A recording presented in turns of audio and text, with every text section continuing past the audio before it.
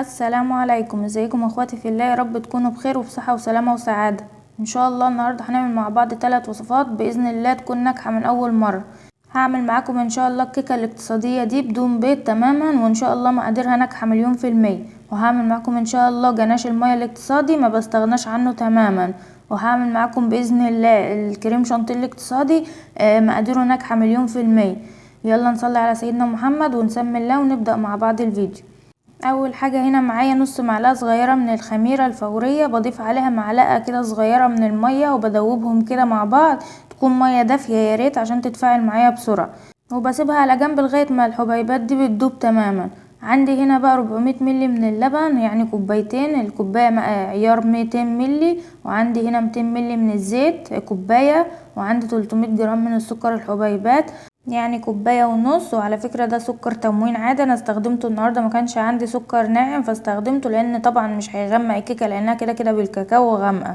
فاللي عندكم حطوه ما تقفوش على حاجة. وعندي كوباية من المية الدافية حطيتها برضو 200 ملي، وببدأ اقلب المكونات كلها على بعض، واللبن دافي برضو. وببدأ احط رشة ملح كده وفانيليا سايلة. رشة الملح دي فايدتها انها بتعدل الطعم وبتخليه طعمه حلو. عندي هنا بقى ده نسكافيه او قهوة سريعة الذوبان، باخد منها نص معلقة صغيرة كده مش مليانة قوي، وببدأ احطها. دي بتنقل طعم الكيكة في حتة تانية خالص. عشاق القهوة هيعشقوا الكيكة دي جدا. لو مش عايزة تحطيها او مش بتحبيها عادي براحتك شيليها خالص. وببدأ اقلب كده المقادير. عندي هنا 450 جرام من الدقيق متعدد الاستخدامات، انا مستخدمة دوبيلا. وعندي هنا 4 معالق كبار من الكاكاو الخام الاسباني، ياريت يكون نوعه كويس عشان يديكم افضل نتيجة، لان في معظم الانواع اللي بتبقى في السوق ما بتبقى عليها تراب وبيبقى طعمها مش حلو خالص. وعندي هنا معلقتين صغيرين مليانين من البيكنج باودر، وربع معلقة صغيرة من البيكنج صودا. ببدأ اقلبهم مع بعض. طبعا المكونات دي كلها منخولة قبل ما ابدأ في الكيكة اصلا، وبنخلها تاني على المكونات السائلة زي ما حضراتكم شايفين كده. وببدأ انخل بقى المكونات كلها تجف على بعض، وببدأ انزل عليها بالكيكة على طول. طبعا الكيكة دي من اسهل الكيكات اللي انت ممكن تعمليها واقتصادية جدا. انا جربت بالمية بصراحة، بس ما لقيتش نتيجتها عجبتني خالص. حاسة ان انا باكل عجين.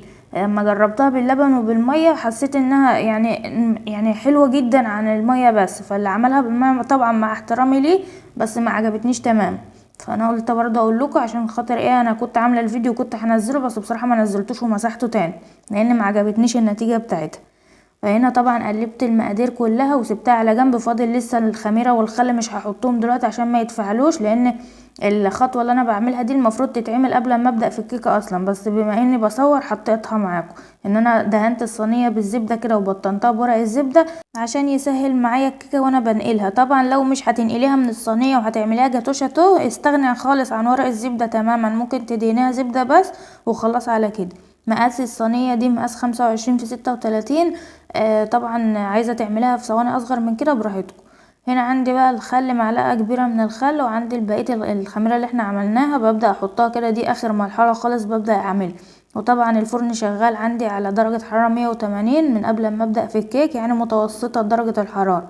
وببدأ ادخل الكيكة بتاعتي بحطها في الصينية كده، وببدأ ادخلها الفرن. طبعا اول ما تحطي الكيكة في الصينية ما ينفعش تسيبيها دقيقة بره، هتتفاعل معاكي وهتخمر بره وهتبقى مش حلوة النتيجة النهائي. اول ما تعمليها تحطها في الصينية تخبطيها خبطتين كده وتدخلها الفرن على طول، ما تسيبوهاش بره دقيقة. هنا عندي بقى الجناش الاقتصادي، عندي ده نص كوباية من المية ببدأ احطها كده، وعندي مكعب زبدة ببدأ اضيفه عليها، ومعلقة كبيرة كده من الكريم شانتيه. وابدأ ارفعهم على النار لغاية ما يسخنوا تماما ويغلوا كمان. لازم يغلوا عشان خاطر الشوكولاتة بتاعتكم تسيح بسرعة. طبعا بقلب على طول باستمرار، والنار متوسطة زي ما حضراتكم شايفين كده عشان ما يتلسعش معاكم ويلزق ولا حاجة لا قدر الله. عندي هنا الشوكولاته بتاعتي كانت في الفريزر، بصراحه كنت مستعجله عليها، عايزه تبشريها هتستغني تماما عن المرحله الجايه دي، هتتضاف كده هتسيح على طول. اما انا بما ان الشوكولاته كانت مصححه يعني فحطيتها على النار تاني، بس على النار هاديه جدا زي ما حضراتكم شايفين، وايدي فيها باستمرار. اوعي تحطيها على نار عاليه لان هتبوظ معاكي وهتخرص. لازم النار تكون هاديه جدا، وما بسيحهاش للاخر، بسيب فيها قطع شوكولاته كده وبسيبها تسيح على السخونيه بتاعتها.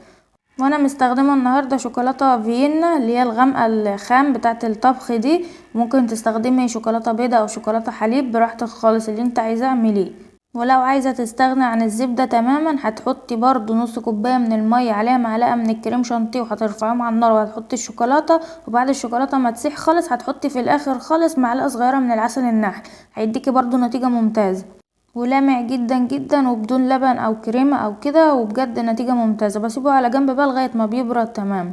عندي هنا بقى الكريمة الاقتصادية، ده نص كيلو من اللبن، انا حاطه لبن بقري عادي، وعندي 3 معالق كبار من السكر، طبعا السكر ده حسب الرغبة، انا بالنسبة لي ده كده ممتاز.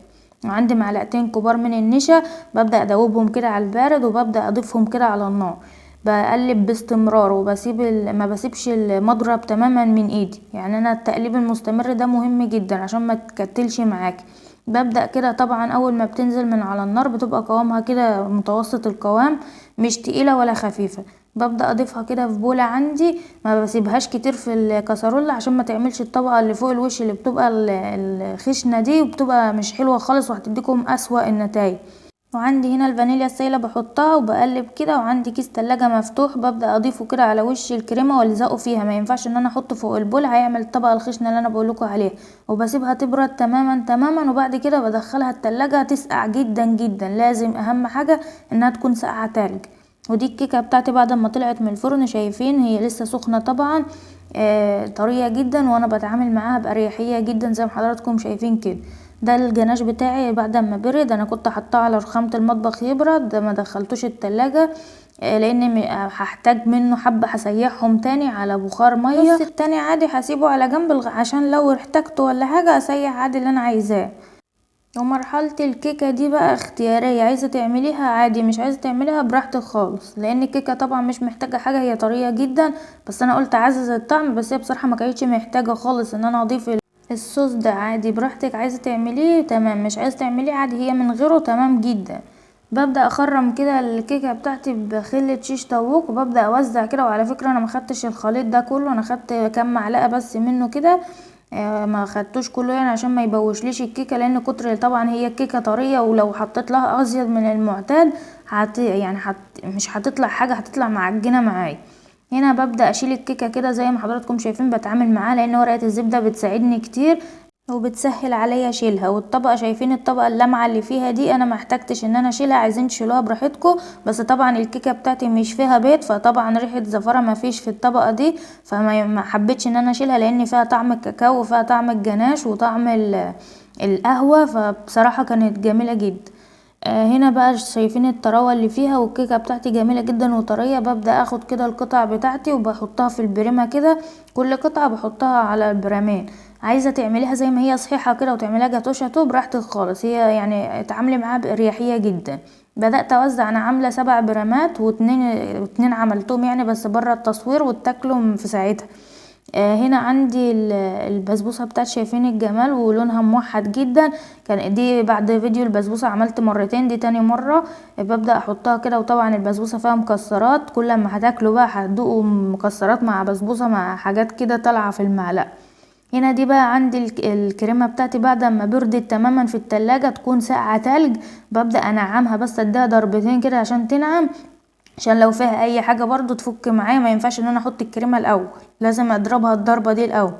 فببدا اضربها كده زي ما حضراتكم شايفين، وبعد ما تنعم تماما بضيف عندي نص كوبايه من الكريم شانتيه. الكريمه دي خام طبعا زي ما حضراتكم شايفين، انا جبت المتحده لقيتها الحمد لله فجبتها. طبعا الكريمه بتاعتي بترجع لنوعها، ممكن تستخدمي من نص كوبايه لكوبايه، طبعا نوع الكريمه بتاعتي. ببدأ اضيفها كده واضربها كده، بتعامل معاها نفس معاملة الكريم شانتيه بالظبط، بضرب فيها لغاية ما بتتقل معايا.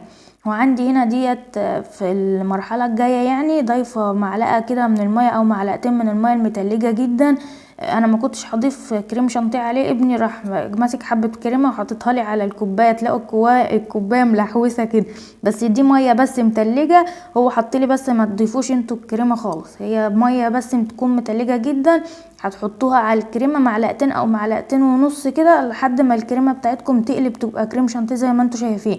الميه مهمه جدا، ما تحطوش لبن عشان اللبن ما بيديلهاش روح، لو حطيتوا لبن في المرحله دي مش هتغيب معاكم في التلاجة، يعني لو هتقعد يوم واحد بس، ولو قعدت اكتر من كده هتلاقوها زرنخت كده وعملت طعم مش حلو خالص، فالمرحله دي مهمه جدا.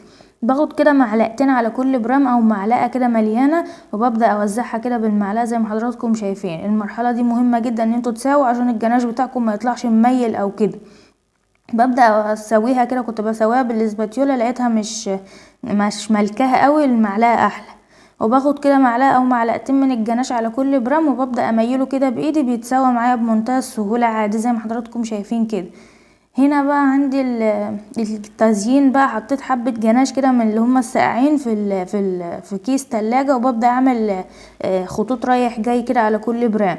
وببدأ عندي البريمة السادة ببدأ احط عليها دي مكسرات مجروشة، وعندي هنا شوكليت شيبس. طبعا التزيين ده يرجع لحضرتك، اللي عندك حطيه، ما تلتزميش باللي انا بقوله.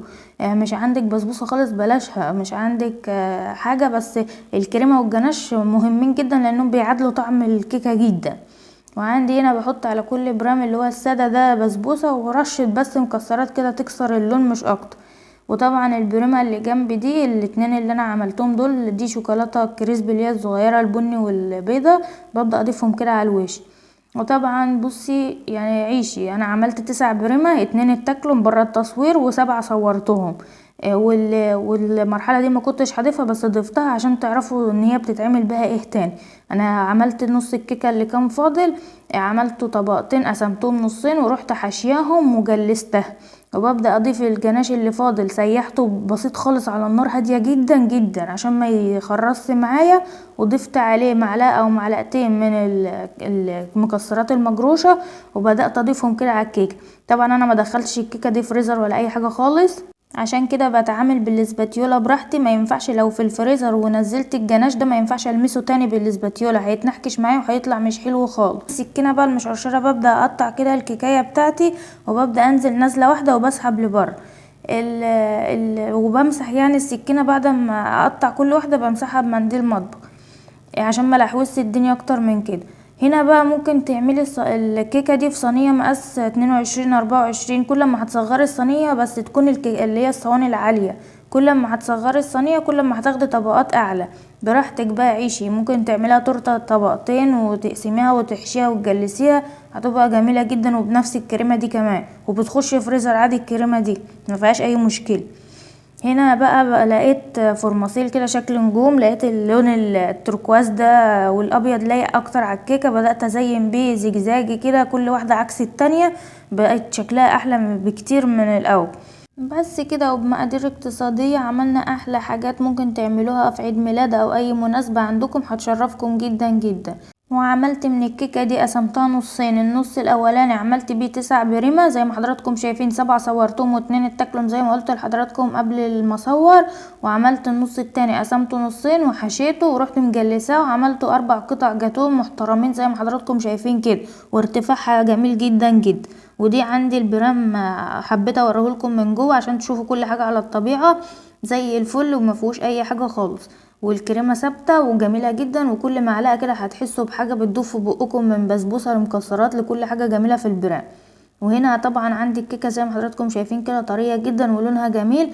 طبعا اللون ده بيرجع للون الكاكاو، كل ما بقى الكاكاو بتاعك لونه جميل وطعمه حلو كل ما هتاخدي كيكه ملهاش حل. يا رب ما اكونش طولت عليكم الفيديو واكون فدتكم بمعلومه ولو بسيطه. عايزه اشكر طبعا اخواتي اللي نوروني بالاشتراك، نورتوني وشرفتوني اكيد.